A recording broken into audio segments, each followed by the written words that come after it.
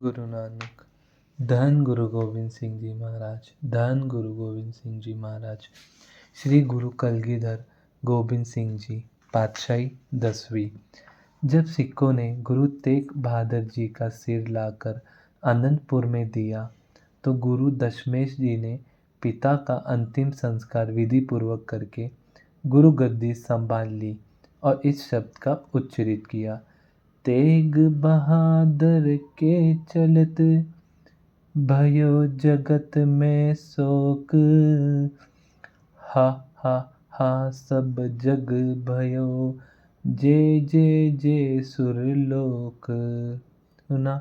धर्म है साखा जिन किया, शीस दिया पर सिरक न दिया।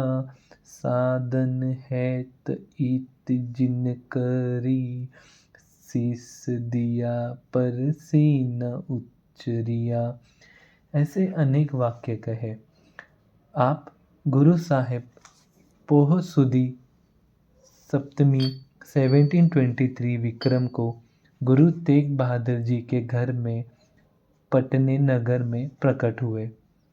1732 विक्रम मार्गशीर्ष शुक्ल पंचमी को गुरु राय ली और अनेक अद्भुत लीलाएं करके सारी आयु 42 वर्ष 2 मास कम भोग कर 1765 विक्रम कार्तिक शुक्ल पंचमी श्री अबचल नगर में महाप्रस्थान कर गए। प्रिय पटको, श्री गुरु गोबिंद सिंह जी की अनेक ही लीलाएं हैं। यदि वे सब की सब लिखी जाए तो इस ग्रंथ से दुगना तिगना ग्रंथ और बन सकता है, परंतु हमने उन तमाम को छोड़कर केवल एक कौतुक जो चमकोर का है वही केवल लिखना है, क्योंकि उसको छोड़ने में हम असमर्थ हैं। वह हमें बार बार स्मरण आ रहा है, इसलिए वही प्रसंग संक्षेप से लिखकर और आपको सुनाकर ग्रंथ को संपादित किया जाएगा। गुरु साहेब को हिंदू धर्म से अपार प्रेम था और साथ ही जुल्म के विरुद्ध अपनी तलवार उठानी आपका मुख्य ध्येय था, परंतु गुरुजी मुसलमान जाति से कभी भी घृणा नहीं करते थे। आप तो जुल्मा के विरुद्ध थे। आपके मन में किसी जाति से देश नहीं था। यदि आप मुसलमान जाति से देश रखते तो 500 मुसलमान पठान जो बुद्धि शाह ने गुरुजी के पास नौकर करवाए थे उनको क्यों रखते। यदि हिंदू के पक्षपात में होते तो मसंदों को तेल में क्यों जलाते। सिद्ध होते हैं कि गुरुजी पाप के विरी है, किसी जाति के दुश्मन नहीं थे। आपका अवतार धर्म की रक्षा तथा पाप के नाशार्थ हुआ था। धर्म प्रचार करना गुरुजी का परम लक्ष्य था, जैसे कि आपके शब्द से प्रकट है। श्री मुखवाक बचित्र नाटक में से, हम एह काज जगत मोह आए, धर्म हेत गुरुदेव पठाए। जहाँ जहाँ तुम धर्म बिथारो, दुष्ट दोखियन पकर पचारो। इहे काज धरा हम जन्म, समझ ले हो साध सब मनम। धर्म चलावन संत उबारण, दुष्ट सभन को मूल्य उपारण। गुरुजी अकाल पुरुष की ओर से जिस कार्य के लिए आए थे उसी को पूर्ण करने में लग रहे। गद्दी पर बैठते ही संगत को आज्ञा दी कि हमारे लिए घोड़ा और शस्त्र जो अच्छे लाएगा वही हमारी कृपा का पात्र बनेगा। इस आज्ञा को सुनकर सुंदर घोड़े और शस्त्र एकत्र होने लग गए। गुरुजी ने सेना संग्रह आरंभ कर दिया। इस आज्ञा को सुनकर आसाम का राजा राम राय का पुत्र करण राय आनंदपुर में आया। उसने पंचकला शास्त्र भेंटा किया, एक चंदन की चौकी अर्पण की, 5 दरियाई घोड़े, एक प्रसादी हाथी भेंट किए। जब सेना बहुत एकत्र हो गई, तब गुरुजी ने सोचा कि हिंदू अत्यंत भयभीत हो गए हैं तथा मुसलमानों से डरते हैं, इसलिए एक तीसरा पंथ बनाया जाए। यही सोचकर केसगढ़ में दरबार लगाकर 1756 विक्रम में एक वैशाख को खालसा पंथ बनाया। उस समय शीश देने के लिए केवल 5 योद्धा ही उतरित हुए। गुरुजी ने कनाट में गुप्त रूप से 5 बकरे रखे थे। फिर हाथ में तलवार लेकर कहा, कोई वीर है जो अपना सिर मुझे दे। यह सुनकर बहुत लोग वहाँ से चुपके चुपके चल दिए। सबसे प्रथम भाई दया सिंह क्षत्रिय ने कहा, मैं उपस्थित हूँ। उसे गुरुजी कानात में ले गए तथा एक बकरा मारकर खून से लथपथ तेग लेकर और उस दया सिंह को भीतर ही बैठाकर बाहर आ गए और फिर कहा, क्या कोई और भी वीर है जो हमें अपना सिर दे।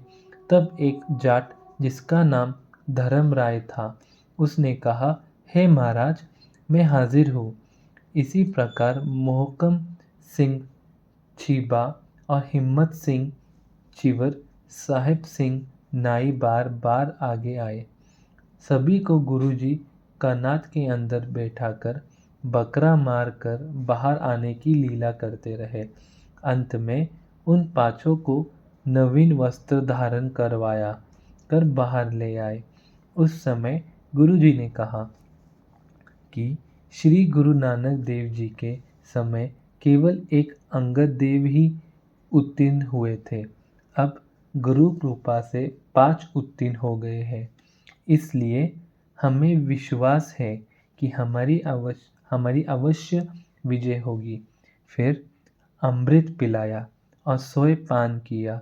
इस आशय से कहा, हे वाहे वाहे गोबिंद सिंह आपे गुरु चेला।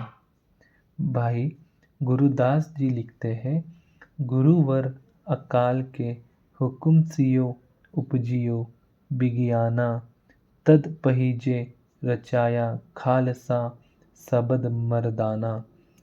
एको उठे सिंह भबकर कर सब जग डरपान, मद्दी गोर देवल मीसिए दही किए मैदान, वेद पुराण पस्त शास्त्रक फून मिटे कुरान, बाग सलादत हटाए मारे सुल्तान, मीर पीर सब छप गए सब महजब उलटाना, मलवाने काजी पढ़ ठके कुछ मरम न जाना, लख पंडित ब्राह्मण जोत की भीख सियो उर्जाना, फूल पत्थर पूज कर अत ही भरमाना, इयो दोनों फिरके कपट में रच रहे निदाना, तासर मजहब खालसा उपजियो प्रधाना, जिन गुरु गोबिंद के हुक्म सियो गही खड्ग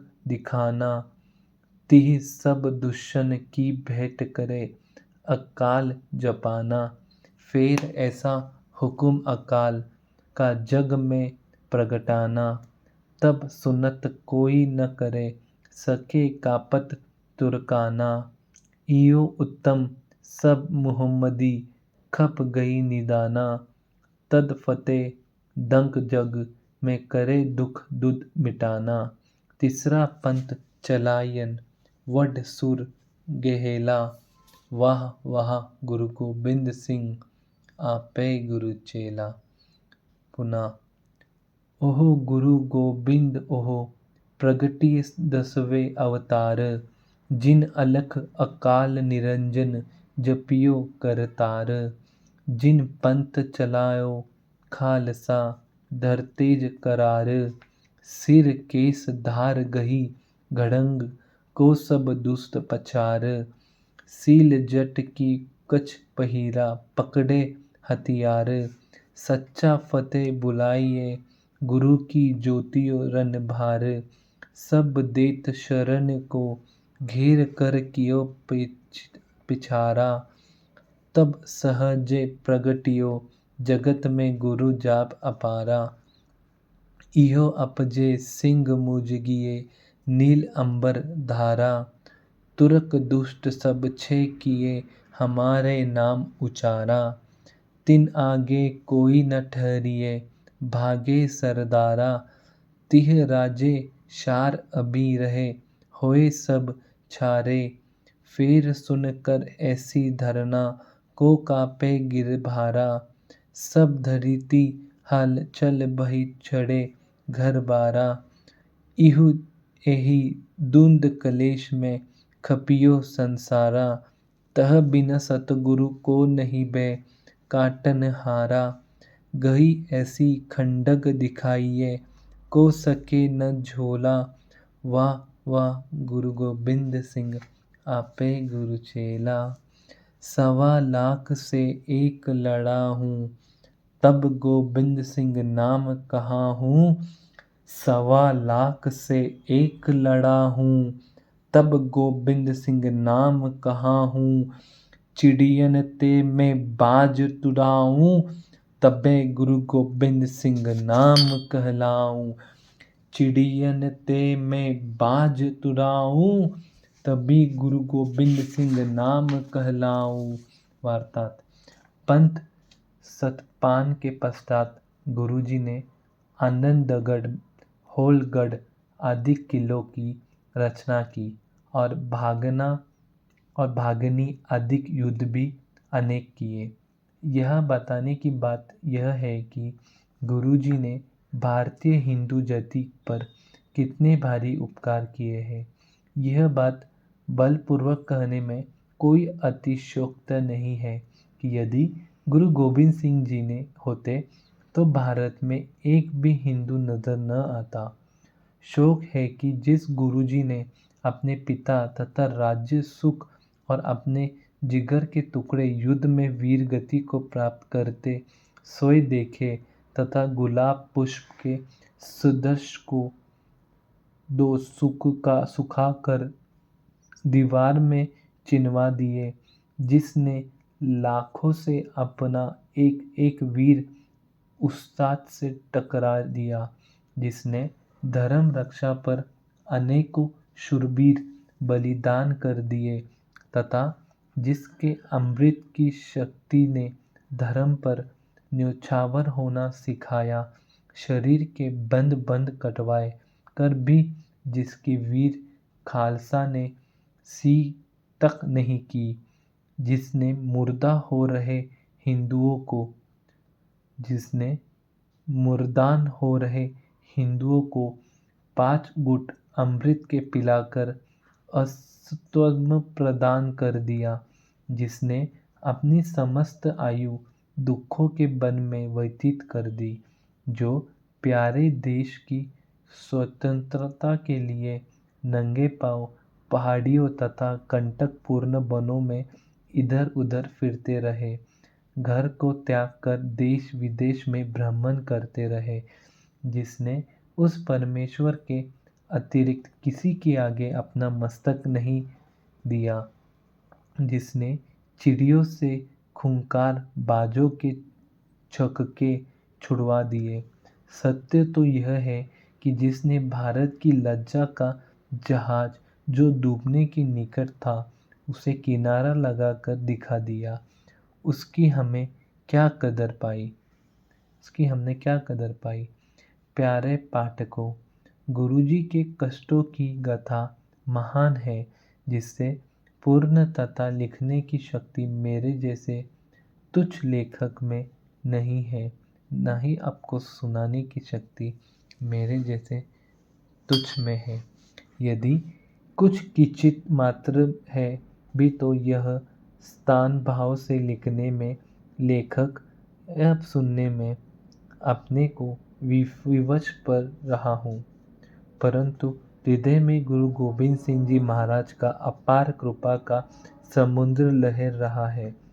धन थे माता गुजरी जी के लाल श्री दशमेश पिता गुरु गोविंद सिंह जी कलगीधर पातशाह।